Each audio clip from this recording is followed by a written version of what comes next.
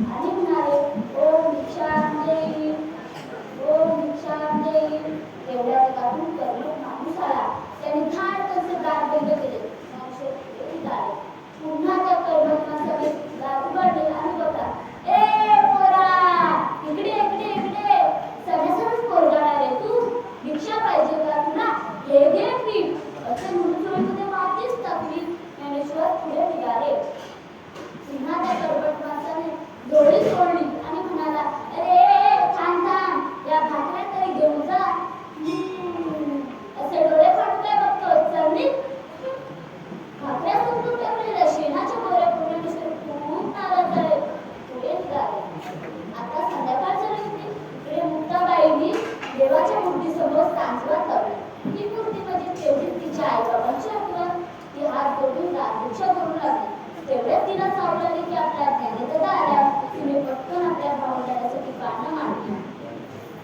निवृत्ती आणि सोपांना दोघी जण बसले. ती म्हणाली, अरे हे काय, ज्ञानेदादा कुठं आहे? सोपानाने उत्तर दिले, भूक नाही म्हणतो तो. भूक नसायला काय झाला का? थांबलीच बोलावून आणते. असे म्हणून एका पोपटात गेली. हे पोपट म्हणजे त्या ज्ञानेदादाची एकांत जागा. गवत रचलेल्या जागेत तुला तोड जाऊन बसायचा. अगं बाई, जाताची गवत तर इथेच दिसते. या झोळीत तर माती आणि शेणाचे गोरे आहेत. कोणा दृष्टाने केलं असेल बरे? म्हणून ज्ञानेदादा उठून बसला.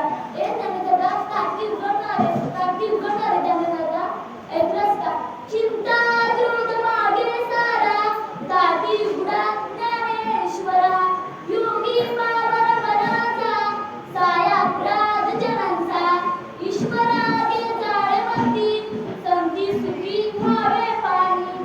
शब्द शस्त्र झाले क्लेश, संती मानावा उद्देश. विश्वपट ब्रह्मादोरा, काठी उघडा ज्ञानेश्वरा. हे ज्ञानेदादा, कोणी जर आपल्याशी वाईट वागलं तर आपण त्याला क्षमा करावी. तूच समजणारे आणि स्वतःच वागवून बसल्यास, अरे या गोष्ट माती टाकणाऱ्याची बुद्धी भ्रष्टाचारी असणार. पण तू का करून घेतोस? अरे जिथे शेत उगवतं तिथे तण असायचे. जिथे फुले फुलतात तिथे काटे खुपायचे. जिथे केवडा फुलतो तिथे नाग निघायचे. असं तरी रे काय दादा? सारं जग जरी आगीसारखं दाग झालं तरी आपण संसारी मात्र पाण्यासारखं शुद्ध असायला हवं. अरे दातारीची चावडी म्हणून पत्तीशी तोडतं का रे? अरे या उर्मट लोकांमुळे साऱ्या जगावर रुसायचं. महासंत मंडळींवर तर केवढी मोठी जबाबदारी आहे. तू उद्या विश्वाला झालेला हवं. अरे हे मी सांगायला होतं ज्ञानेदादा. अरे चांगले रे, मी पाय तुटले रे माझे. तुला तुझ्या बहिणीची दया येत नाही का रे? विसरणारे राग, क्षमा कर ना या लोकांना. तुझ्यावर जीवापाड प्रेम करणाऱ्या दिनदुबळ्या लोकांसाठी दार उघड. अंधारात साथ पडणाऱ्या समाजासाठी दार उघड. ज्ञानाचे दिवे लावण्यासाठी दार उघड. तुझे सामर्थ्य दाखवण्यासाठी दार उघड. काठी उघडा ज्ञानेश्वरा, काठी उघडा.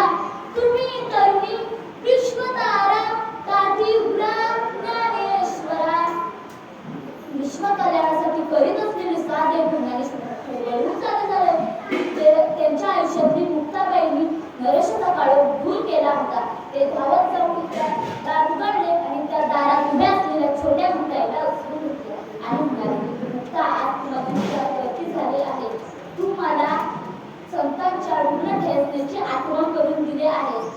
मला आता विश्व कल्याणाच्या कार्यात भाग घ्यायचा आहे. खरोखर मुक्ताबाईंनी प्रत्यक्ष जीवनात कसे जगावे हे दाखवून दिले आहे. या कथेतून एवढाच बोध येतो की थोर व्यक्तींच्या उद्देशाने ज्ञानी माणसे